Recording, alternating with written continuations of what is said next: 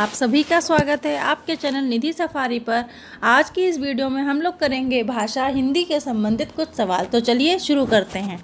हमारा पहला सवाल है, आनंद कादम्बिनी के संपादक कौन थे? बाबू महादेव सेठ, चंद्रधर शर्मा गुलेरी, बद्री नारायण चौधरी प्रेमधन, अंबिका प्रसाद व्यास। तो सही उत्तर है बद्री नारायण चौधरी प्रेमधन। तो इसको हम लोग टिक कर देते हैं कुछ इस तरीके से।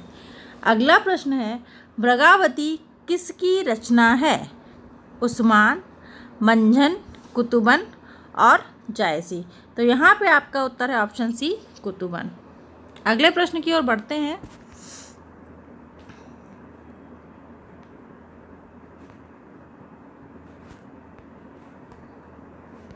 अगला प्रश्न है हमारा, निम्नलिखित में से शुद्ध वर्तनी वाला शब्द है? अंतर्राष्ट्रीय, अंतर्राष्ट्रीय, अंतर्राष्ट्रीय, अंतर्राष्ट्रीय। यह देखिए, अंतर्राष्ट्रीय को कई तरीके से लिखा हुआ है यहाँ पर, लेकिन जो आपका शुद्ध है वह आपका है ए ऑप्शन। तो ए ऑप्शन को हम सही कर देंगे, अंतर्राष्ट्रीय। अगला है, आगे कुआं पीछे खाई का अर्थ है चारों तरफ जल ही जल होना, रास्ते का बंद होना, दोनों ओर मुसीबत, बीच से निकल जाना। तो यहाँ पे आपका उत्तर होगा ऑप्शन सी, दोनों ओर मुसीबत। जब जीवन में ऐसी स्थिति आए कि दोनों तरफ मुसीबत हो तो उसे कहते हैं आगे कुआं पीछे खाई। आगे बढ़ते हैं। रामचरितमानस की भाषा क्या है? अवधी, ब्रज, खड़ी बोली और भोजपुरी। तो सबको पता है कि रामचरितमानस की भाषा है अवधी। तो यहाँ पे आपका उत्तर हो जाएगा ऑप्शन ए। अगला प्रश्न है, आदिकाल के लिए वीर गाथा काल नामक नाम किसने प्रस्तावित किया? डॉक्टर राम कुमार वर्मा, महापंडित राहुल सांकृत्यायन यायायन, आचार्य रामचंद्र शुक्ल, आचार्य हजारी प्रसाद द्विवेदी। तो यह आपको वीर गाथा काल, यह नाम किसने प्रस्तावित किया? आचार्य रामचंद्र शुक्ल ने। तो आपका उत्तर हो जाएगा ऑप्शन सी। अगले प्रश्न की ओर बढ़ते हैं। उत्कर्ष शब्द का विलोम है पतन, अपकर्ष, अपभ्रष्ट, विकर्ष। तो उत्कर्ष का विलोम है अपकर्ष। तो आपका ऑप्शन बी सही हो जाएगा। फिर है, ट वर्ग में किस प्रकार के व्यंजन हैं? कंठ्य, तालव्य, मूर्धन्य, दंत। तो यह आपको वर्णमाला में बताया गया है कौन से? मूर्धन्य। तो ऑप्शन सी आपका सही होगा। आगे प्रश्न है, अष्टछाप के कवि नहीं हैं? नाभादास, कृष्णदास, परमानंद दास और नंददास। तो नाभादास जो है वो अष्टछाप के कवि नहीं है। तो ऑप्शन है आपका सही हो जाएगा।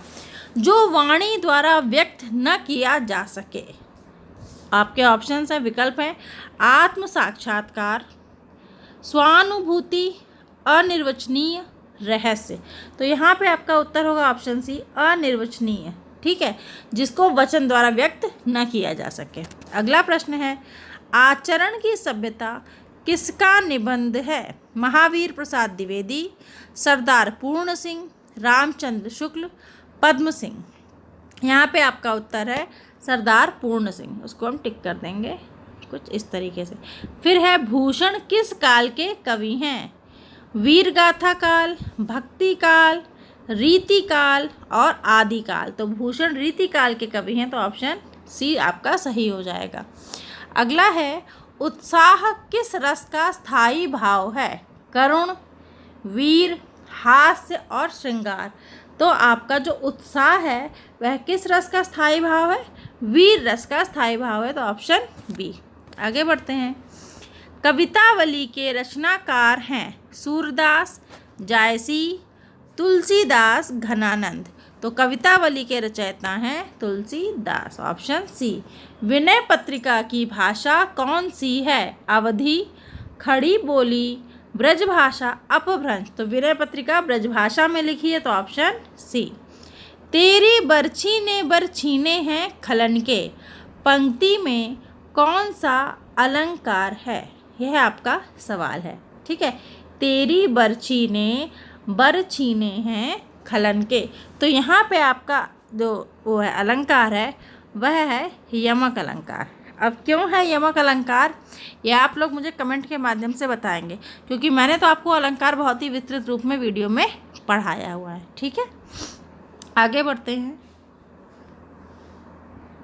अंधेर नगरी के लेखक हैं प्रताप नारायण मिश्र, हरि कृष्ण प्रेमी, भारतेंदु हरिश्चंद्र और राम कुमार वर्मा। तो भारतेंदु हरिश्चंद्र हैं अंधेर नगरी के लेखक, तो आपका ऑप्शन सी सही हो जाएगा। अगले प्रश्न की ओर बढ़ते हैं।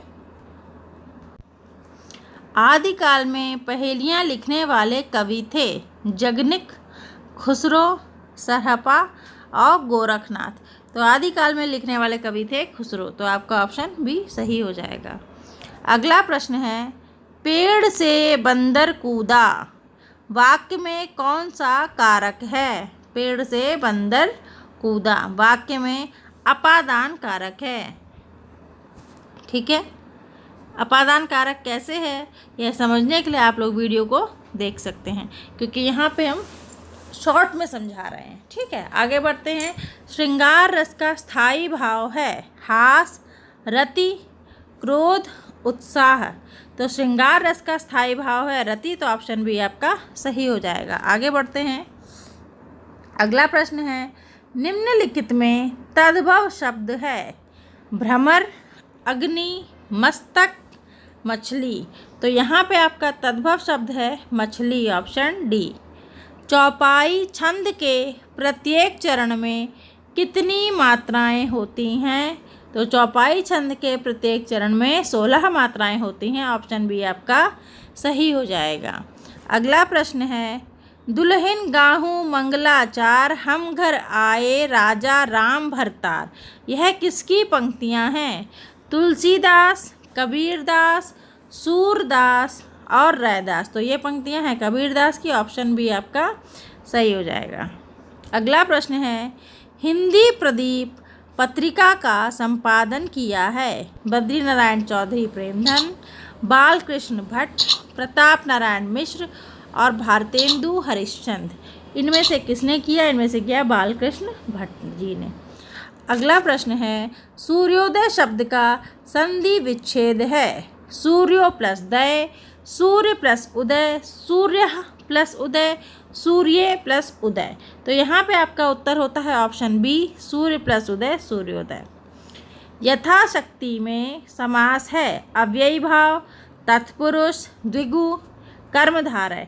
तो यहाँ पे आपका उत्तर होता है ऑप्शन ए अव्ययी भाव। अव्ययी भाव जैसे ही यथा शब्द दिखता है अव्ययी भाव ही होता है। अगला प्रश्न है, इनमें कौन सा शब्द तद्भव है? मधुप, भ्रमर, मधुकर, भंवरा। तो यहाँ पे आपका जो तद्भव शब्द है वो है भंवरा, ऑप्शन डी। अगले प्रश्न की ओर बढ़ते हैं। मुद्री का तत्सम रूप है मुद्री, मुंदरी, मुद्रिका, मुद्रिका। तो आपका मुद्री का तत्सम रूप है मुद्रिका, ऑप्शन डी, विकल्प डी।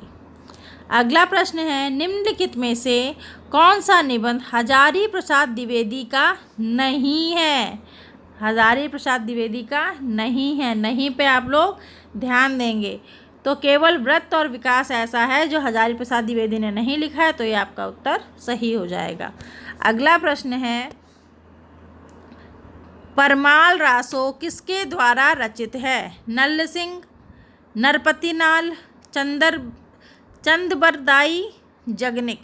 तो यहाँ पे आपका उत्तर है ऑप्शन डी, जगनिक। तो देखिए, अगर आपने पीछे के वीडियोस देखे होंगे यही प्रश्नावली वाले, तो आप गौर कर रहे होंगे कि इस प्रश्न पत्र में रचनाओं की काफ़ी प्रश्न पूछे गए हैं। तो बच्चों, आपको रचनाएं भी याद रखनी है कि ये मतलब जो मुख्य रचनाएं हैं वह किसके द्वारा लिखी गई हैं। उम्मीद है आपको यह वीडियो पसंद आया होगा। मिलते हैं एक नए वीडियो में नए टॉपिक के साथ। चैनल को लाइक, शेयर, सब्सक्राइब करना ना भूलें। पहली बार आए हैं तो ज़रूर सब्सक्राइब करें ताकि इसी तरीके की वीडियोस आपको आसानी से नोटिफिकेशन के माध्यम से मिलती रहें। धन्यवाद।